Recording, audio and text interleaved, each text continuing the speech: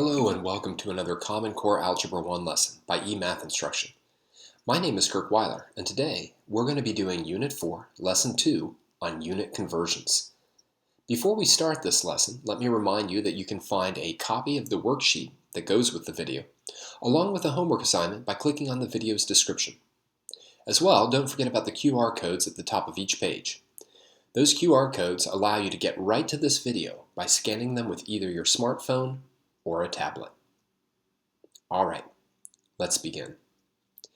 Units are one of the most important and yet ignored parts of mathematics. They're critical in understanding the world that we live in, understanding what we do every day, and how we measure things. They're all about what we consider to be the unit whole: the mile, the foot, the inch, the centimeter. Units have existed for a very, very long time. And being able to convert from one unit to another is extremely important. Critical mistakes can happen, especially in engineering, when one group maybe is working in English systems, like feet, and another group is working in a metric system, or a system international, where they're using meters or centimeters. So today, we're going to look at general ways that you can convert units, and some of these problems are tough. So stick with them, try your best, and try to have fun with them. They're really all about multiplication. All right, let's get into exercise 1. John has traveled a total of 4.5 miles. If there are 5,280 feet in each mile, how many feet did John travel? Set up and solve a proportion for this problem. Also, do the problem by multiplying by a ratio. All right, so I'd like to really walk you through both of these. And then for the rest of the lesson, we're really going to be going with the second way that we do this. All right, so here's what we're doing, right?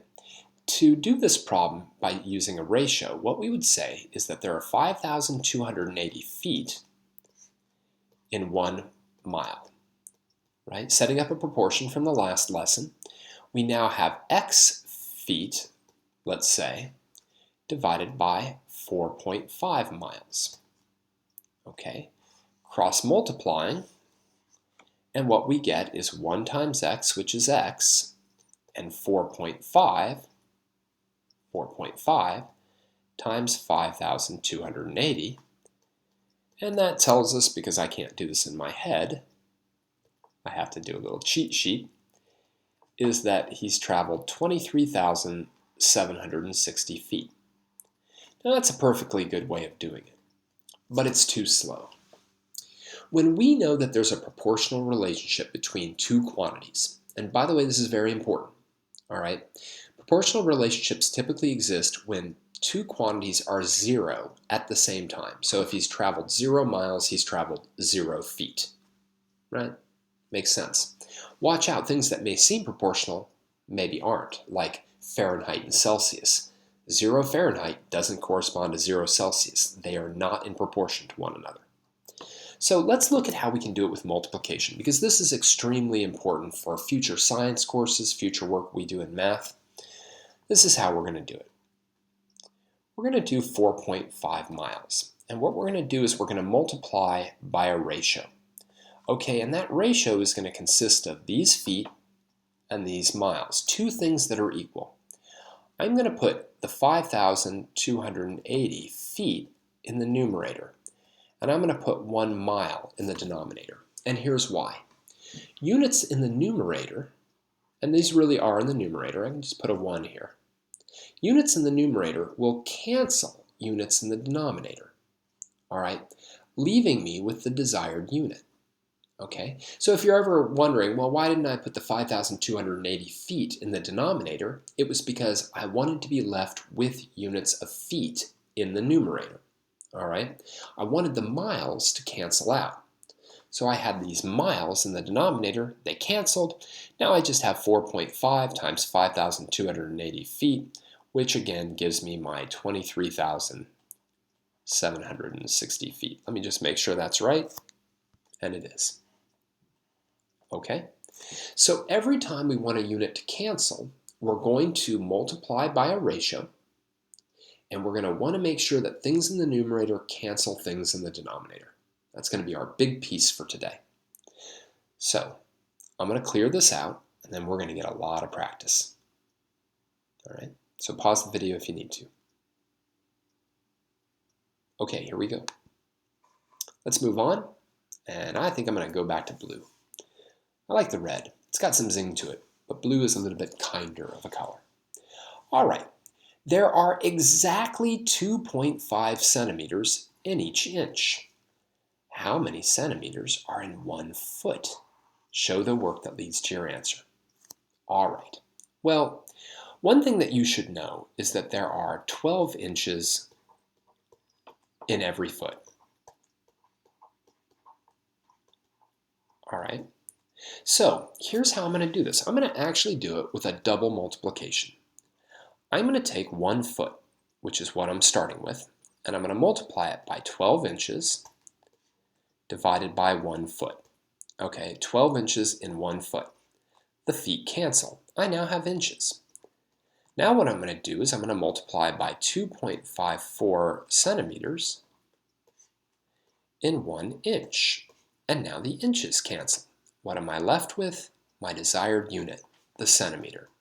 So I take 12, I multiply it by 2.54, and I get 30.48 centimeters. This is something that a lot of engineers know, because very often you have to convert between feet and centimeters, right? Feet being an English unit, centimeters being a unit that almost the rest of the world uses.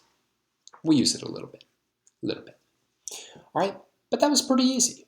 We just have to make sure we keep setting up ratios of two things that are equal, right? 12 inches is equal to 1 foot, 2.54 centimeters is equal to 1 inch. We just keep setting up these ratios, and we make sure that the units that we want to cancel are sort of in opposite places, numerator, denominator, and that the final unit that we want is in the numerator. All right, that'll modify a little bit when we have units that we want in both numerators and denominators, but for right now, that gets the job done. Okay, let me clear out this text, and let's move on to exercise 3.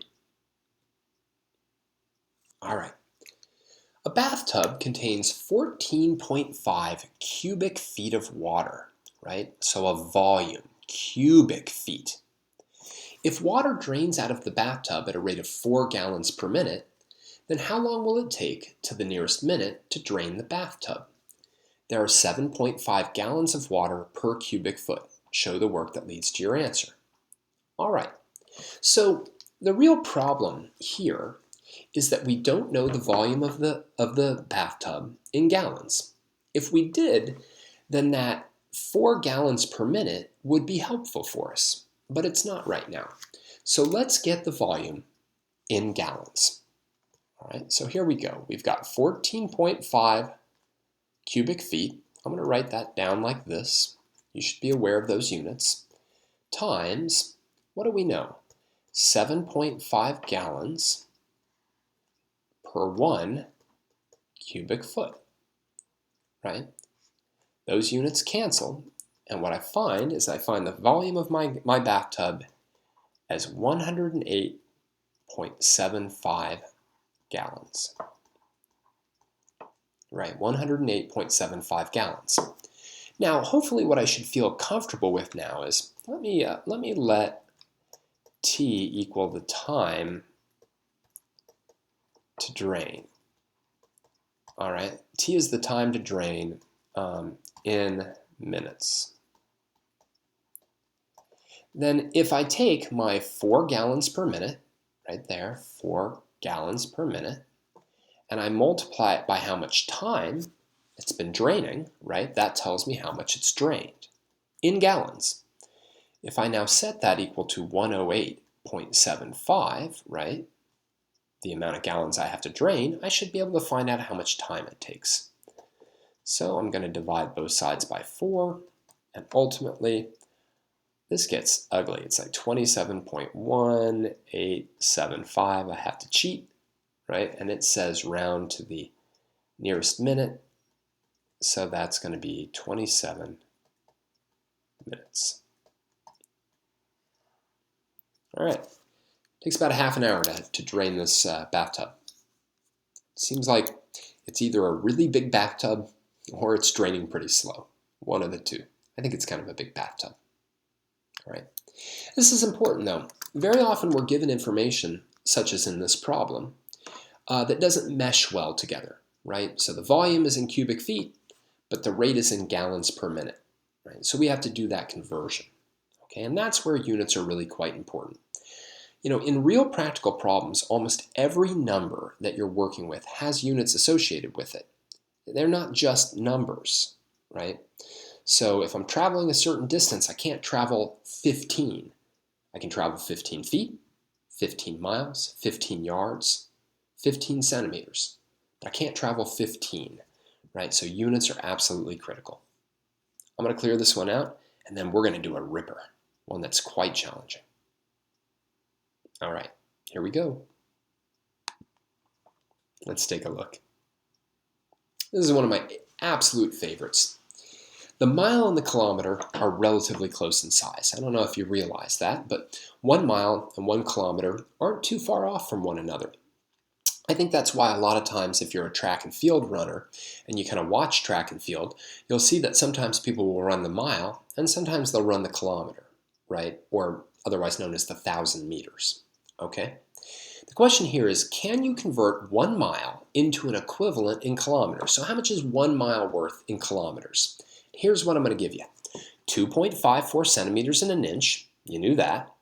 5,280 feet in a mile, we've seen that already. 100 centimeters in a meter, I hope you knew that already.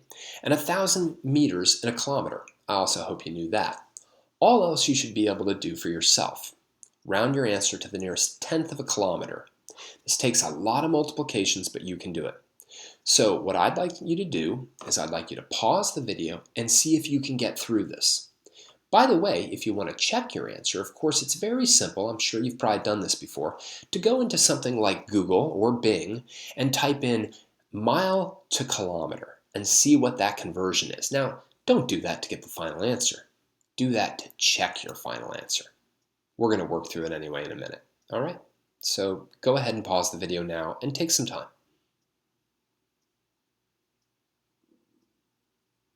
All right, let's go through it.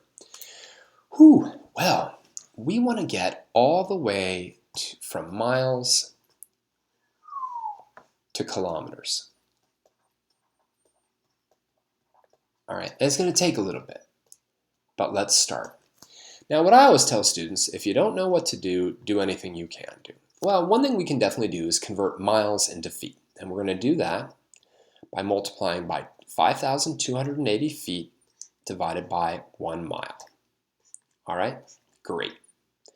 But now we're in feet, all right? So where can we go? Well, I can certainly convert from feet to inches, right? I should know how to do this because I know that there are 12 inches in 1 foot. Great. So now we're in terms of inches. Now, I can definitely get from inches to centimeters. That's what this thing's going to do for me. Now I need my inches down here. So I've got 1 inch and I've got 2.54 centimeters. Great. Now here's where it might get a little bit tricky. The next thing I know is that there are 100 centimeters in a meter, but the centimeters have to be down here, and so does the 100. So I know there's 100 centimeters in 1 meter, so there's going to be a little division going on here as well, right? But now I'm in meters. And likewise, we know that there are 1,000 meters in 1 kilometer. And that gets me to kilometers. So I'm going to take my calculator out and I'm going to put this in. I'm going to do 5,280. I'm going to multiply by 12. I'm going to multiply by 2.54. Then I'm going to divide by 100. And then I'm going to divide by 1,000. Okay? And when I do that, I get 1.609. Keep in mind, we have kilometers.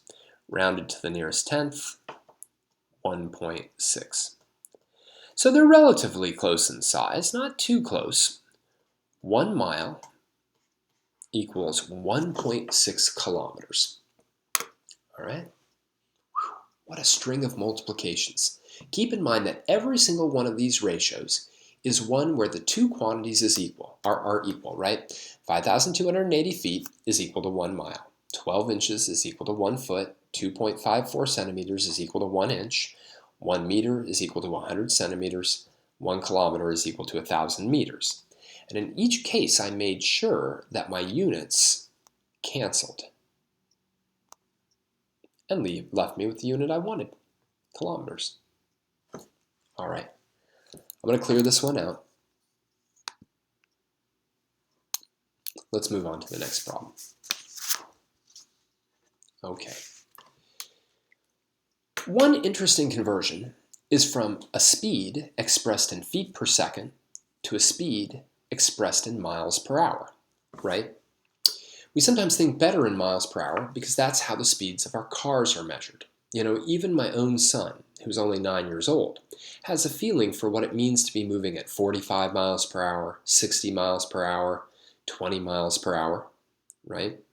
So, but when we move as people, if I'm running, let's say, I'm probably going to be thinking about that in terms of feet per second. Okay? So, let's take a look. Convert a speed of 45 miles per hour into feet per second, given that there are 5,280 feet in a mile. All right, so let's start off. 45 miles in 1 hour.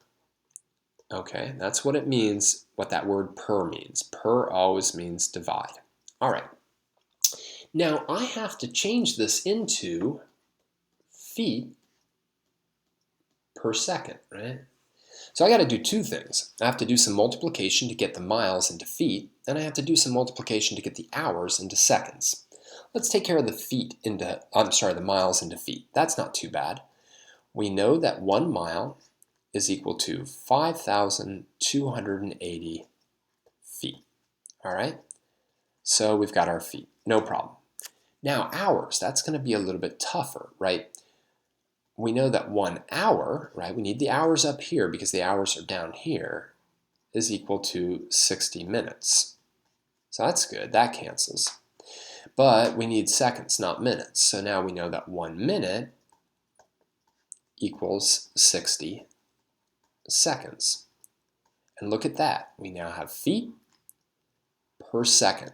Now remember, what we're going to do here is we're actually on our calculator going to do 45 times 5,280. Then we're going to divide by 60, and we're going to divide by 60 again, right? We have two divisions by 60. When all is said and done, what we find is that 66 feet per second. All right? So 45 miles per hour is 66 feet per second. Now, I love the second part. Now, right now, as I'm recording this video, it's the year 2014. And right now, the fastest human being, as measured by the Olympics, I suppose, is a guy named Usain Bolt. Okay, and Usain Bolt from Jamaica is just amazing. You know, in a certain sense, one might say he's a freak of nature. He's so fast, and he's awesome. But in 2009, Usain ran 100 meters in a blazing 32.2 feet per second. 32.2 feet per second. But I don't have a great feeling for that. You know, is he like Jaguar fast? You know, what is he? You know, I think best in miles per hour. So we're going to go in the opposite direction now. We're going to figure out how fast Usain is running compared to a typical car. So 32.2 feet per 1 second. And what we want to do is figure out how fast he's going in miles per hour. So we're going to almost do the opposite of what we did in A. Right? The first thing I'm going to do is maybe convert that feet into miles. Now we know that 5,280 feet has to be in the denominator, and 1 mile has to be in the numerator. That's great because it gets me my miles. Now we're going to do the opposite in terms of the time, right? We know that there's 60 seconds in 1 minute. That gives me minutes. That's not what I need. And then we know that there's 60 minutes in 1 hour. Ah, there it is. So what is that? Right, well now we're going to do 32.2. We can do the division or the multiplication first. It's up to you. I think I'd do multiply by 60, and then divide by 5,280. We could divide it by all these ones as well, but we really don't need to. All right, and when we do that, we find out, where is that? That Usain is running at 21.95, or let's say 22 miles per hour. Isn't that fascinating? If you got stuck behind somebody driving at 22 miles per hour, you would think that person was crawling. They were just moving terribly slow. But the fastest human being on earth, Usain Bolt, running as fast as he can possibly run, only runs that fast. So much for superheroes, you know. Anyhow, he's still darn fast. I'm going to clear the text out. All right, it's gone. Let's keep going. All right, exercise 6. A local factory has to add a liquid ingredient to make their product at a rate of 13 quarts every 5 minutes. How many gallons per hour do they need to add? Show the work that leads to your answer. So what I'd like you to do is pause the video right now and see if you can figure this out. This is kind of a cool problem. Hopefully you know how many quarts there are in every gallon, but if not, feel free to do a quick internet search to figure it out. All right, but let me give you a hint. It's a quart. Quart, like, quarter. All right, pause the video now. See how many gallons per hour we have to add.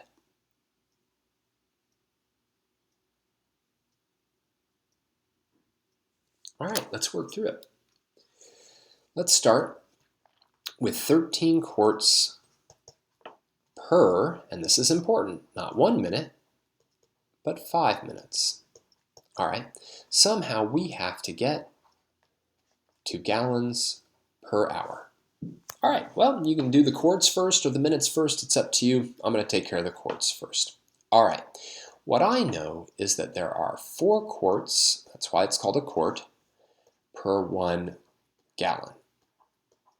All right, simple enough. Quarts cancel, and now we have our gallons. I also know that there are 60 minutes per 1 hour. So now my minutes cancel, and I have my hours. Now actually on my calculator, right, I'm going to do 13 times 60, but then I'm going to have to divide by 5, and I'm going to have to divide by 4. All of that said and done gives me 39 gallons of ingredient I have to add every hour. All right? So we can convert rates, like we did in the last problem with miles per hour to feet per second, but we can also look at different types of rates and convert them. All right, all about multiplying ratios and canceling units. I'm going to clear out the text. Here we go. All right, let's try the last problem. Exercise 7. A tractor can plant a field at a rate of 2.5 acres per 5 minutes. Apparently I like 5-minute time periods. If a mammoth farm measuring 4 square miles needs planting, how long will it take to plant the field? There are 640 acres in a square mile. Determine your answer to the nearest hour. If the tractor runs 8 hours a day, what is the minimum number of days it will take to plant the farm? So this is kind of a cool problem. A 4 square mile farm is a big farm. All right, and yet this tractor can really move quite quickly, planting 2.5 acres every 5 minutes. So the question is really, how many hours is it going to take? And then how many days is it going to take? All right, and it's a little bit tricky because here we can only operate 8 hours a day. Anyhow, I'd like you to pause the video right now, take up to 10 minutes, and see if you can answer really what amounts to be 2 different questions here. How many hours and how many days?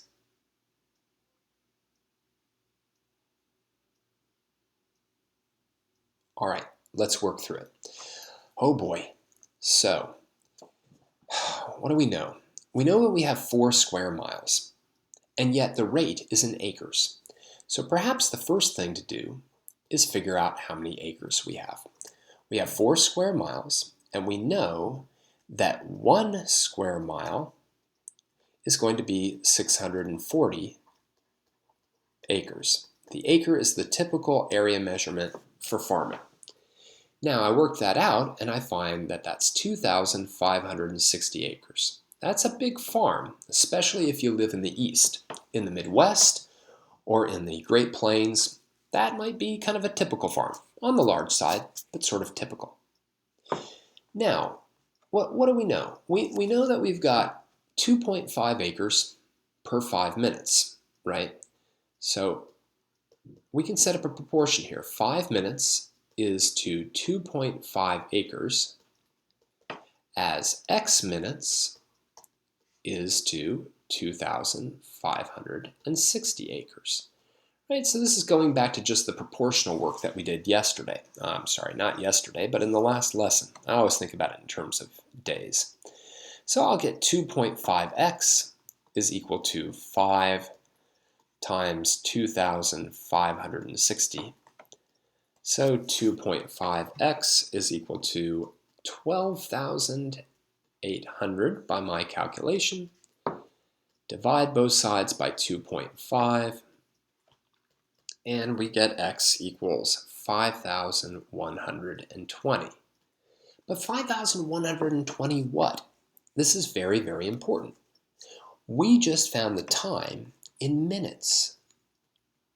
All right, so that's how long it's going to take in minutes to plant this 4 square mile field. But now I need to convert it to hours and to days. All right, so 5,120 minutes times 60 minutes per 1 hour. The minutes cancel, and I figure out that will be 85.3 hours, and rounded to the nearest hour, that's 85. Right? Now, it would be tempting to divide that by 24 to get the number of days. And yet, we're told that the tractor can only run 8 hours a day, right? So if I have 85 hours, or 85.3, hopefully it won't make a difference, and I know that there's 8 hours in 1 working day. I know there's 24 hours in a day, right? But in a working day here, there's only 8 hours, right? I do that, and I'll get 10.6 days. But we should really report that it will take 11 days to plant this field. Quite a ways, but it's a huge, huge farm. Quite some time, that is. All right, so units are very, very important. It's important to understand them, and it's important to really kind of like nail them down and understand which units we need to use.